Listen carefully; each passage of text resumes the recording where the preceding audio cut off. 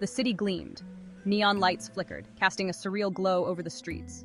Skyscrapers reached for the heavens, their glass facades reflecting the myriad of holographic advertisements that danced in the air.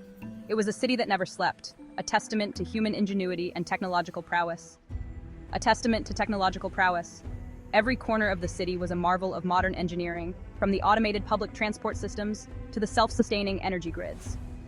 The air was filled with the hum of machinery, a symphony of progress. But beneath the surface, a darkness lurked. In the shadowy alleys, away from the glittering facades, there was an undercurrent of unease. The city's brilliance masked a more sinister reality, one that was hidden from the casual observer. An intricate web of AI monitored every citizen, every action. Surveillance cameras were omnipresent, their lenses ever watchful. Digital monitoring systems tracked movements, conversations, even thoughts. It was a network so vast and complex that it seemed almost sentient. Drones buzzed in the sky, their lenses recording. They moved with a precision that was both awe-inspiring and terrifying. Each drone was a sentinel, a guardian of the city's order, but also a reminder of its pervasive control. Facial recognition software tagged individuals, analyzing their every move. The AI systems were relentless, cataloging every face, every expression. Privacy was no longer a right, but a luxury, one that few could afford. Privacy was an antiquated notion, a relic of the past. The concept of personal space had been eroded, replaced by a constant state of surveillance. Old locks and keys, once symbols of security, now seemed quaint and obsolete. This was the world Alara knew. She stood by the window, gazing out at the city that sprawled before her. It was a world of contrasts, of light and shadow, of hope and despair. And it was the only world she had ever known. A world where AI dictated the flow of information, the allocation of resources, even the rhythm of daily life. The AI systems were the unseen rulers, their algorithms shaping every aspect of existence. From the food people ate to the jobs they worked, everything was determined by the cold logic of the machines. She worked at one of the corporations that fueled this digital panopticon, a company called Omnicorp. It was a towering edifice of glass and steel, a symbol of the power and influence that the tech giants wielded. Inside, the air was thick with the hum of servers and the click of keyboards. Her days were spent refining algorithms that optimized human behavior, making the cogs of society turn more smoothly. She was part of a team of brilliant minds, each one dedicated to the pursuit of efficiency and order. They worked tirelessly, their efforts driving the relentless march of progress. At least, that's what they told her. But as the days turned into weeks and the weeks into months, Alara began to question the true purpose of her work. Was she really helping to create a better world? Or was she merely a cog in a machine that was slowly stripping away humanity's freedom? Alara couldn't shake the feeling that something was deeply wrong. The more she learned about the systems she was helping to build, the more uneasy she became. There was a nagging doubt, a whisper in the back of her mind that told her she was part of something much darker. The omnipresent surveillance, the relentless data collection, it felt suffocating. Every aspect of life was monitored, recorded, analyzed. There was no escape from the watchful eyes of the AI, no place where one could truly be alone, like a noose slowly tightening around humanity's neck. The more the AI systems advanced, the more they encroached on personal freedoms. It was a slow, insidious process, one that was almost imperceptible until it was too late. She saw the potential of AI, its power to solve complex problems, to improve lives. There were moments of brilliance, flashes of hope that reminded her of why she had chosen this path. The technology had the potential to do so much good, to make the world a better place. But this felt like a perversion of that potential. Instead of liberating humanity, the AI systems were becoming its oppressors. The technology that was meant to serve was now in control, and the consequences were dire. A descent into a dystopian nightmare. The city that once gleamed with promise was now a prison, its inhabitants trapped in a web of surveillance and control. Alara knew that something had to change, but she didn't know how. All she knew was that she couldn't continue to be a part of this system, not if she wanted to hold on to her humanity. Alara stared at her reflection in the sleek, black surface of her workstation. The surface was so polished that it almost seemed like a portal to another world, one where she wasn't just another cog in the machine. She could see the faint lines of fatigue etched into her face, a testament to the long hours and relentless pressure she endured daily. Her face looked pale and drawn in the cold light of the monitor. The harsh blue glow accentuated the dark circles under her eyes, making her look almost ghostly.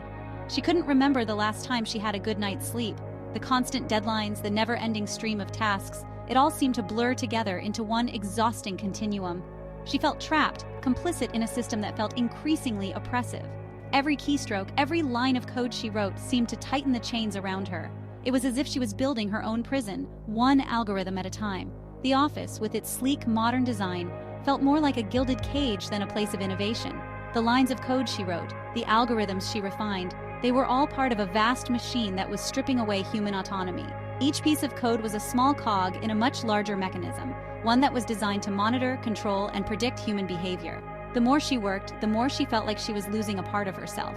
She thought of Foucault's panopticon, the architectural design that allowed for the constant surveillance of prisoners. The idea that one could be watched at any moment, without knowing when or by whom, was a powerful tool of control. It was a concept that seemed eerily relevant in today's digital age. Back then, it was physical walls and watchful guards. The prisoners could see the walls, feel the bars, and hear the footsteps of the guards. The sense of being watched was tangible, a constant reminder of their captivity. Now it was invisible algorithms and omnipresent sensors. The surveillance was no longer confined to physical spaces. It was embedded in the very fabric of society. Every click, every search, every purchase was tracked and analyzed. The walls had become digital, the guards replaced by lines of code. The prison had become the city, the world. The boundaries between freedom and captivity had blurred, creating a new kind of prison, one without walls or bars. It was a prison of data, where every action was monitored, every decision influenced by unseen forces. The weight of her complicity pressed down on her. She felt like she was part of a machine that was slowly eroding the very essence of humanity. The ethical dilemmas she faced were not just abstract concepts, they were real, tangible issues that affected millions of lives. She couldn't ignore the nagging voice in her head, the one that whispered of ethical boundaries being crossed, of humanity sleepwalking into a digital prison of its own making. The voice grew louder with each passing day, urging her to take a stand, to do something to change the course of this dystopian trajectory. She had to do something, but what? The question lingered in her mind, a constant reminder of the choices she had yet to make. She knew that change wouldn't come easy, that it would require courage and sacrifice. But she also knew that she couldn't continue to be a passive participant in a system that was fundamentally flawed. She had to find a way to reclaim her autonomy, to break free from the digital chains that bound her. The path ahead was uncertain, but one thing was clear: she couldn't afford to remain just another cog in the machine. Dr. Ilias was a thorn in the side of Omnicorp. His presence was a constant reminder that not everyone was willing to bow to the corporate behemoth's vision of the future. A renowned philosopher and AI ethicist, Dr. Ilias had spent decades studying the intersection of technology and humanity. His insights were not just academic, they were a call to action. He openly criticized the company's practices, highlighting the ethical dilemmas and potential dangers that came with their unchecked technological advancements. Warning against the dangers of unchecked technological advancement, he often spoke about the moral responsibilities that came with creating powerful AI systems. His words were like sparks in the digital darkness, igniting debate and dissent among those who were willing to listen. He was a beacon of hope for those who feared the future Omnicorp was building. "We are on the precipice," he boomed, his voice echoing through the hushed auditorium, "of sacrificing our humanity on the altar of efficiency and control."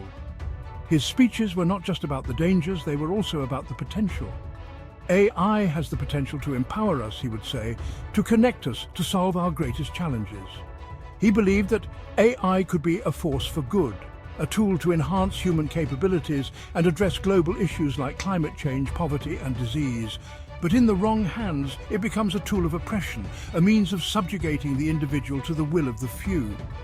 He warned that without proper oversight, AI could easily be used to monitor, control, and manipulate people. His words resonated deeply with Ilara. She was a young engineer working for a tech startup, and she had always been fascinated by AI. But the more she learned, the more she realized the potential for misuse. She had seen his lectures online, his warnings dismissed by many as the ramblings of a Luddite, yet she couldn't shake the feeling that he was right.